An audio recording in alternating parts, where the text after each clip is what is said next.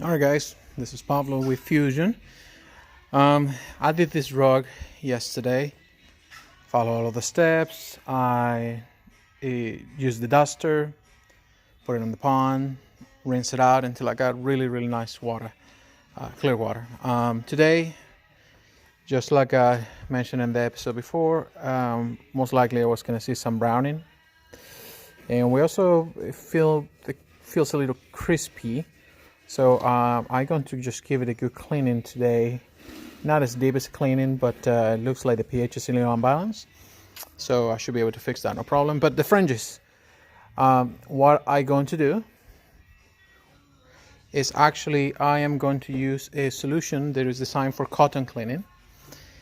And the way it works is, have it right here. I'm using a horsehair brush. And I am going to whip this solution into a foam.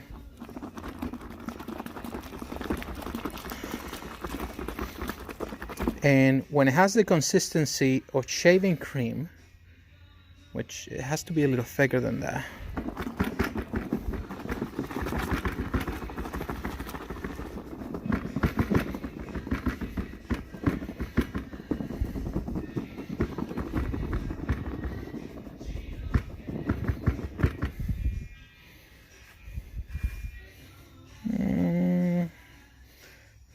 that should do it.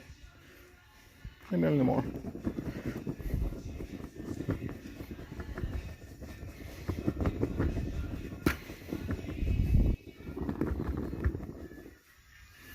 Okay, this foam right here.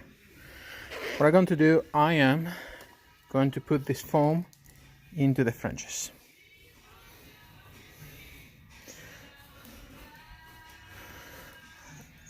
I'm going to do both sides.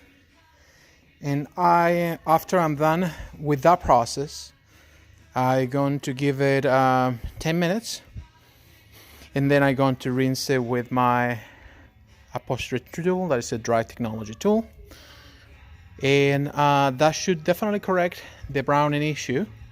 Unfortunately, anytime you do a submerged cleaning to either a synthetic or a protein fiber or a cellulose fiber, like either cotton or wool, if they have fringes, most likely they will be either a cotton or a blend.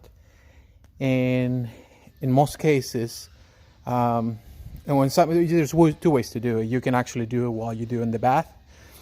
I like to do it the day after. Main reason is because as you can see, I'm gonna have to do some touch-ups in the rugs anyway. So I'm going to take this opportunity to go ahead and give the fringes a really good cleaning.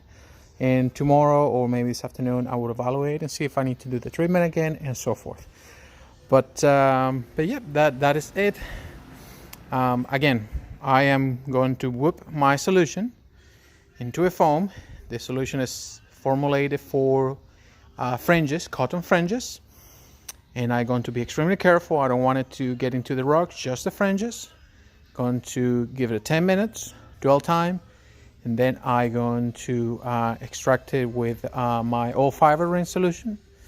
I want the fringes to be balanced, and that should correct the browning issue that I'm dealing with this rug. I did this one yesterday as well, not as severe as that one right there, and that is not really that severe. But you know, again, it's expected whenever you are doing a submerged style cleaning, which is basically just putting the airy rug in the bath, covering up with the cleaning solution, ready to use cleaning solution, agitate it and rinse it out until it's clean, until you know you get clean juices, and then you can do the extraction. You set it up proper for drying like I did, and sometimes the day after you might encounter some issues, and that is another reason to put on all of the other reasons that there's not a good idea to actually do this type of airy rugs on a customer's home. To begin with, if you are just doing them on a customer's home, if you're cleaning the fringes, just might as well just count on going the day after.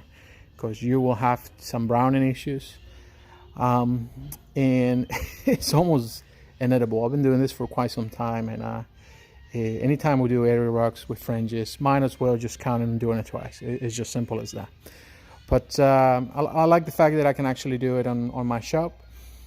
I can take my time, and when the customer gets the area rug, they see a beautiful product. They don't have to know exactly what all went involved and actually get it to that point. And again, customers call us for their reasons, not ours. They just want a beautiful rug back in their home, and that's all they care about. And that's, as professionals, that's what we have to provide. But anyways, that is Pablo again. I'm fixing to foam it, wait, extract it, and then let it dry.